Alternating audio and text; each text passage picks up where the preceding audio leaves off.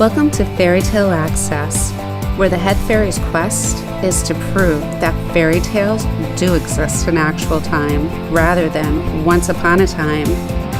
Together, we will unravel the heroes, young and old, who turn dreams into reality.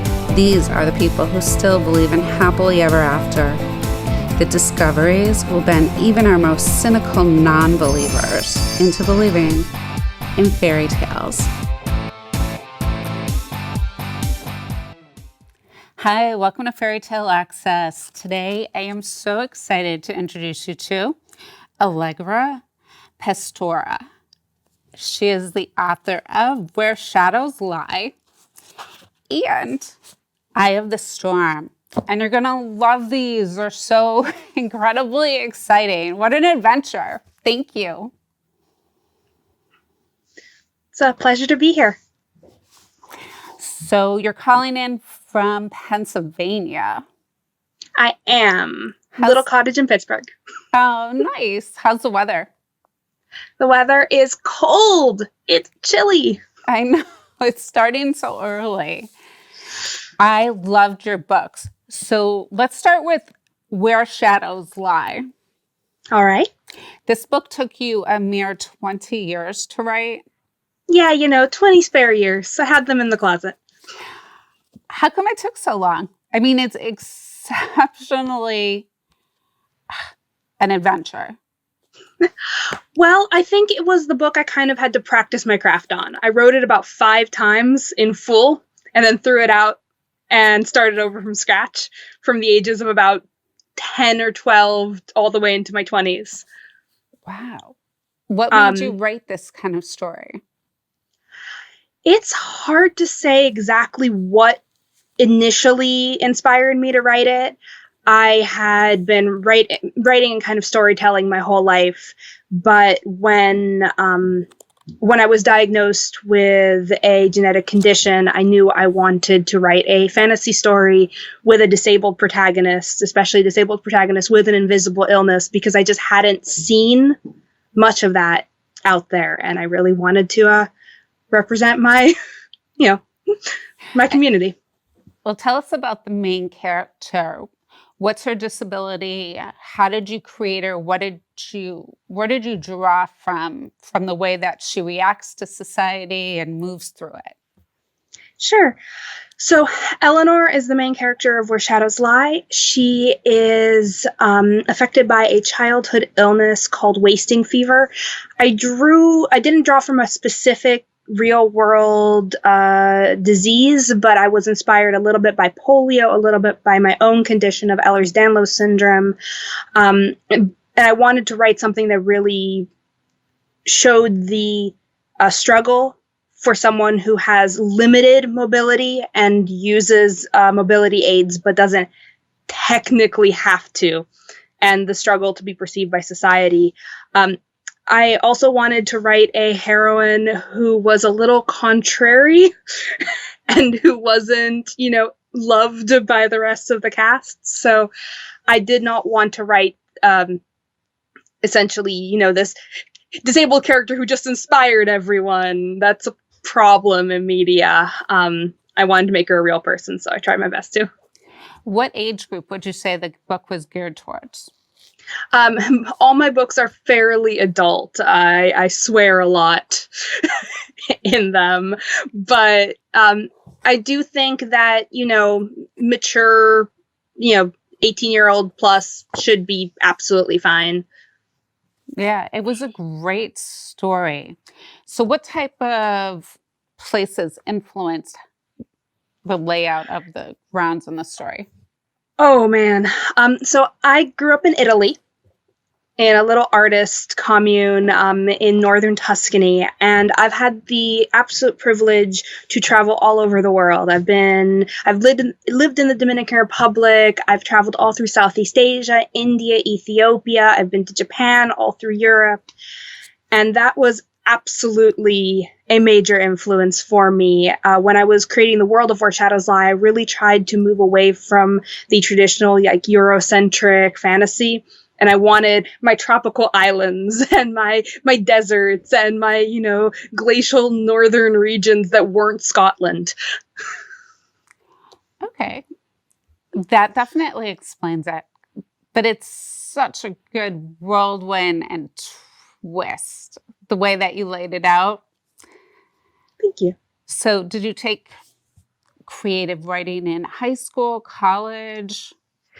So, yes to both. I was fairly active in the NaNoWriMo community during high school. I was a municipal liaison and did a lot of creative writing in high school. I was a scholar at the Mendocino Writers Conference. I went to the California State Summer School for the Arts and Creative Writing, so I was very active in high school. In college, I went to college for creative writing and then shifted my major to nonprofit restaurant management about a year in, when my writing department made it very clear that fantasy and science fiction were not on the menu, and it was literary fiction or bust, and I decided I did not want to go to school for literary fiction. So is writing your full-time job or part-time? It is currently my full-time job because of, the COVID, the world we live in right now. I am, a disabled person who can't do much outside the house, so writing is kind of my ideal career. I get to sit with a cup of tea and type away all day. Nice. What about the dragons in this story? What did you draw from? I drew from the wonderful dogs in my life. We have 2 dogs, and one of them, Kubo, is this bouncing ball of energy. And I based Bard, the little black dragon in Where Shadows Lie, off of him when he was a puppy, because he would just jump off your sternum and launch himself into the air and just be an absolute goofball. Oh, that's so cute. Who was your favorite character in Where Shadows Lie? That's difficult because Eleanor has a, very close place to my heart. But my favorite character to write is Farian. She's the just swears with every other word, is outrageous, kind of prejudiced, really not that great of a person. But she was so much fun to write. Although I think the character I love most is Damon. He's, for me, the most complicated and the one that I keep returning to, and I'm fascinated to, finish his story. All right. So this book includes intrigue, dastardly deeds. Where do you drawn to just be able to tell that story in such a way that it's not like the intrigue we see in a newspaper article or a story about something unfolding, but it was just so well woven. So where do you draw for intrigue?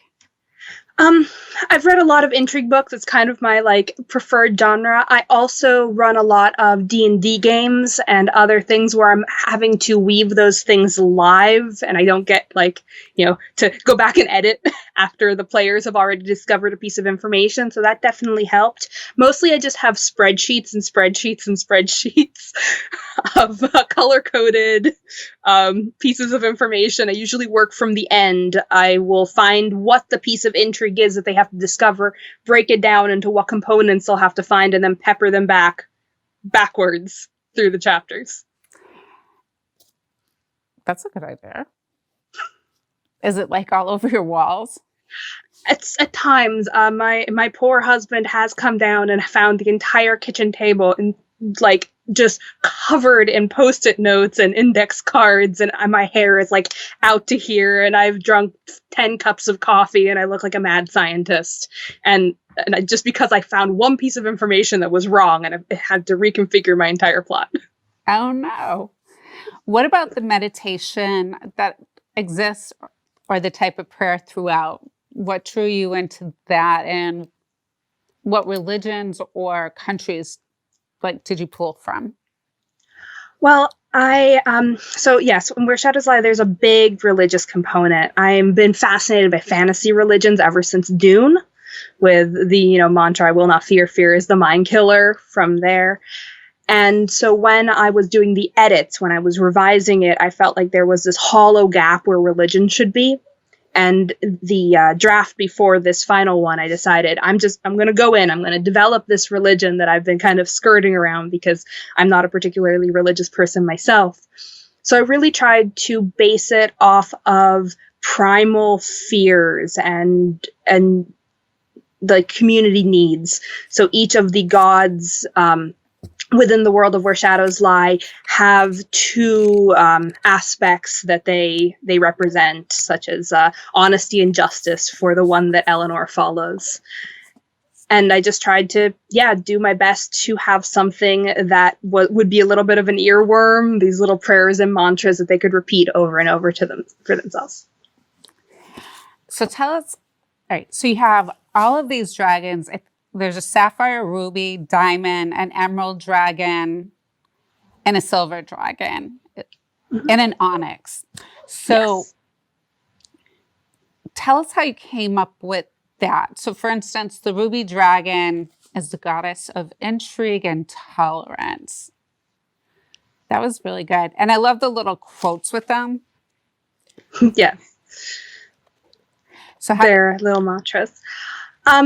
So the gems entirely come from the fact that I worked in jewelry for a while, and I'm fascinated with gems and stones and just colors. I'm a colorful person.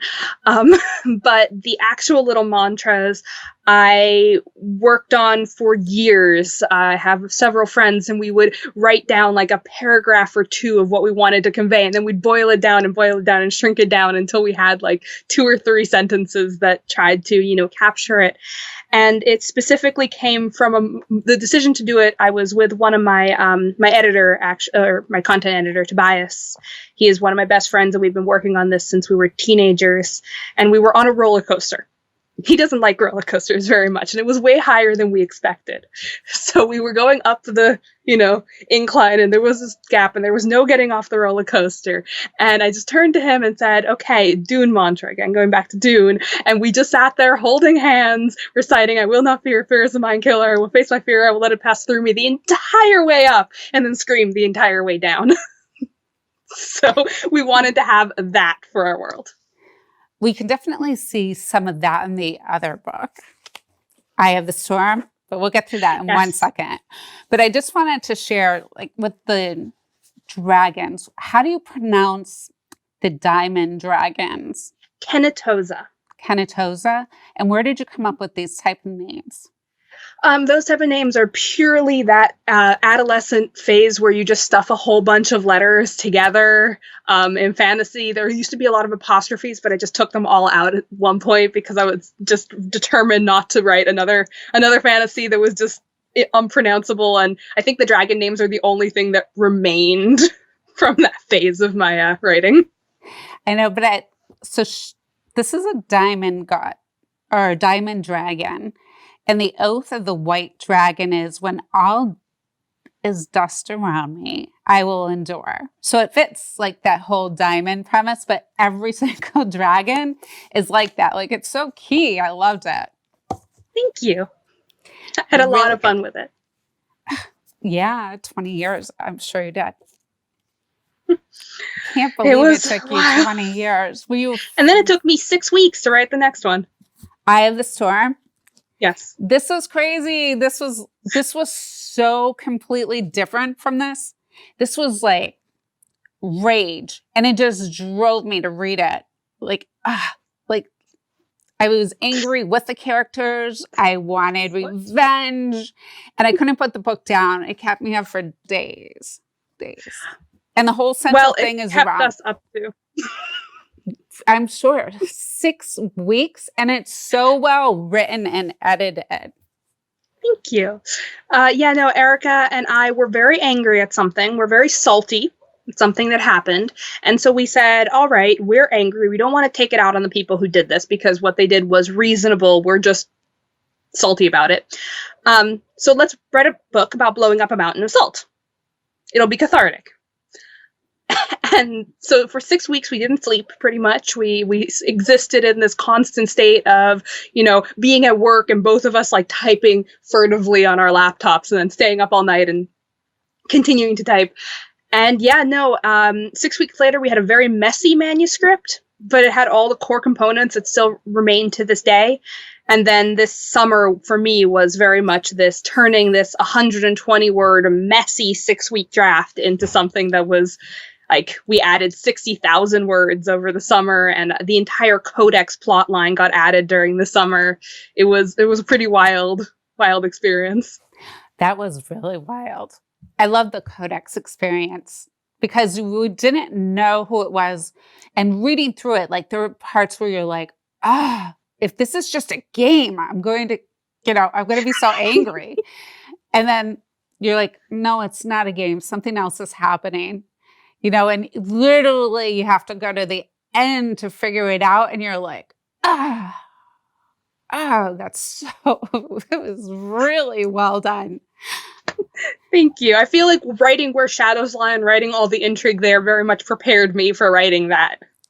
I can't believe you two finished it in 6 weeks. So it was an experience.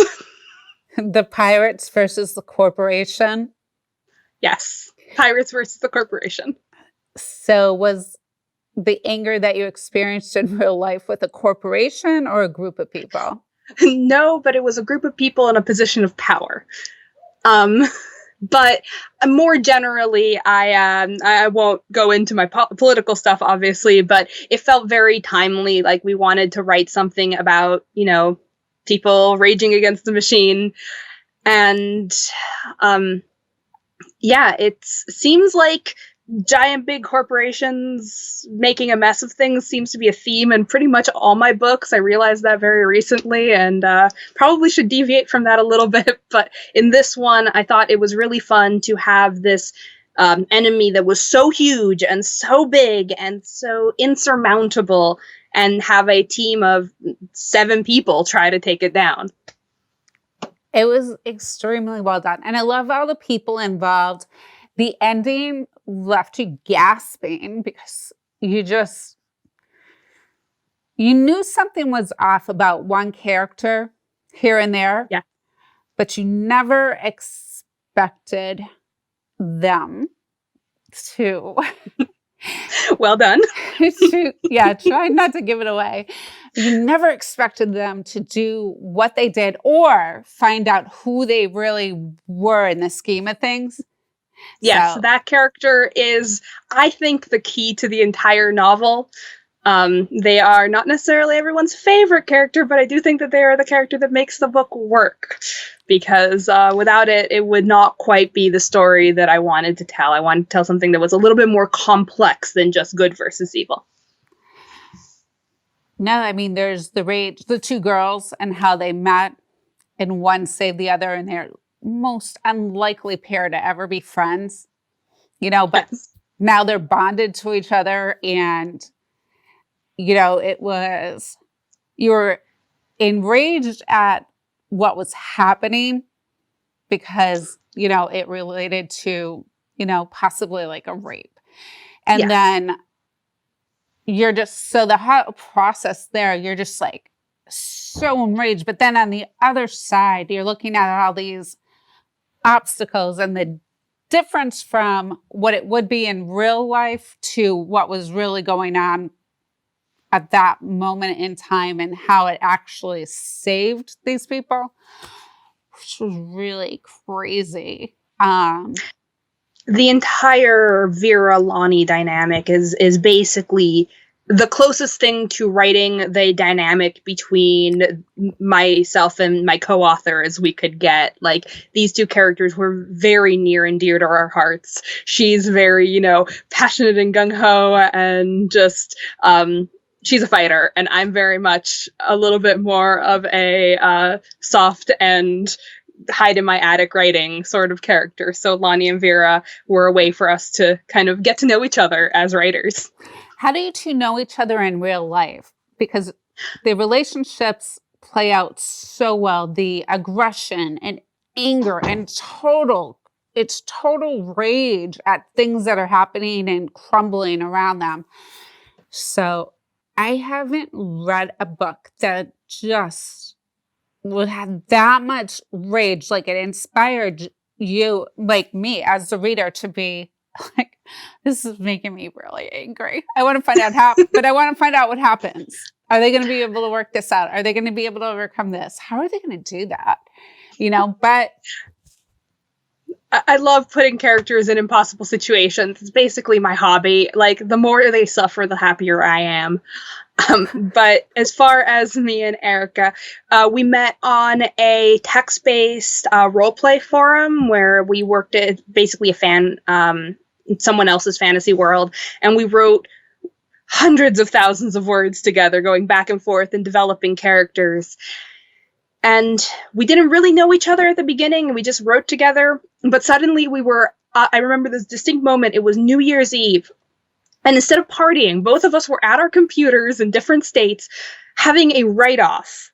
And I think I wrote 10,000 words and she wrote 12,000 words that day. And we kind of just looked at each other and said, okay, well, we're the fastest writers that we've interacted with. We clearly need to be friends. So within a year, we were visiting each other. We've met many times in real life. She was at my wedding, and we've just become very, very close and made the transition to novel writing pretty fluidly. Is she also from Pennsylvania? She is not. What state is she in? She's in the St. Louis area. Oh, wow. So that is a bit of travel. Yes. Worth it, though. It's great when we're in the same room together. Like, we just work. Words just flow out. But usually we do our work over Skype or Discord. We're just sitting together, and I'll type for a few sentences and then tag her in, and then she'll type for a few sentences and tag me in, and we go back and forth, hundreds of times in the same chapter. That's amazing. I mean, it's so fluid the way that the two of you work together. Did one person take the codex, or did you both implement that? I wrote the entire codex plotline, although I used some found documents that we had written in the first draft. So a lot of the found documents we had, but it needed a framework. We discovered that during our edits and beta phase. And so I got this idea and I pitched it to her. I said, I'll do it. I have this great idea. And then it ended up with me taking every single one of these found documents, again, putting them all over my floor and trying to organize them so that each found document would relate to the chapter that came after it, but also make sense for this AI to be pulling them up. I had probably about a week where I was tearing my hair out and crying over this pile of found documents, and it was worth every second. I'm so happy with how it turned out. Definitely. Did you guys edit it, or did you have a separate editor? We have a whole editing team, beta readers, content editors, line editors, proofreaders, the whole shebang. Yeah. Great. And did you guys publish it, or was it self-published? Both of these books were self-published. They are, I'm starting my own little publishing house because those two books are actually in the same universe. If you look very, very carefully in Where Shadows Lie, one of the characters shows up briefly from NaCl. Oh, really? Yes. I'm going to have to go back and read both of them. Thank you.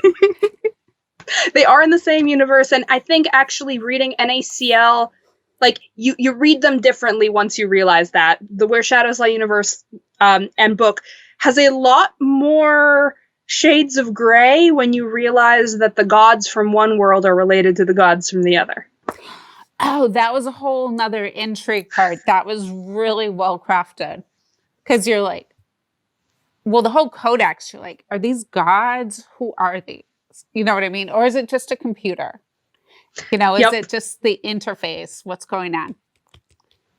And then it just all ties together, and you're like, oh, like you're so upset because the ending of NaCl is equally exciting and upsetting. There's some rough scenes in there. Yeah, we lost some really good people. That's what happens when you take on something way bigger than yourself. Well, how do you feel about like knocking off characters? Because you were brutal. Well, in In NaCl in particular, it's a little bit more complicated than just knocking them off. There are some complicating factors, but in general, I think that when character deaths actually conclude their arcs, they can be really cathartic and good. I'm not a George R. R. Martin type person who will just kill off someone for the shock value. I don't really like doing that, but I have no problem killing people off if the story demands it, and take a little bit of glee in the tears of my readers. Yeah, some of them we were happy about, but others were like, really? That was just the wrong person. Yep. You know, oh, it was really good. I love the villains. I love to hate them. Yeah, villain writing is not, I would not say it's my strongest suit, but I'm working on it. I love reading about good villains, so I'm trying my best to write some good ones. Are you kidding? These were evil. You did an outstanding job. Thank you. They were the villains that readers like me absolutely love to hate. Fabulous. So growing up, before we close, what was your favorite book of all time? Probably The Hobbit was the first book my father read to me. I was 2. He got tired of reading me like bedtime stories, so he said, "I'll just read you a big book." And he read me The Hobbit, and it remained very, very close to my heart. But I was very, very inspired by like Tamara Pierce and Mercedes Lackey and a lot of the, really powerhouse women writers who were doing fantasy. Wow. Favorite video game? I actually ran an arcade for 5 years, so that is a very complicated question, which I do not know if we have time for, but probably the Myst games. Give me a puzzle game that I can sink my teeth into and spend like 20 hours trying to figure out one small puzzle. It probably leads into my intrigue writing. It does play into it. Puzzles fit your writing so well.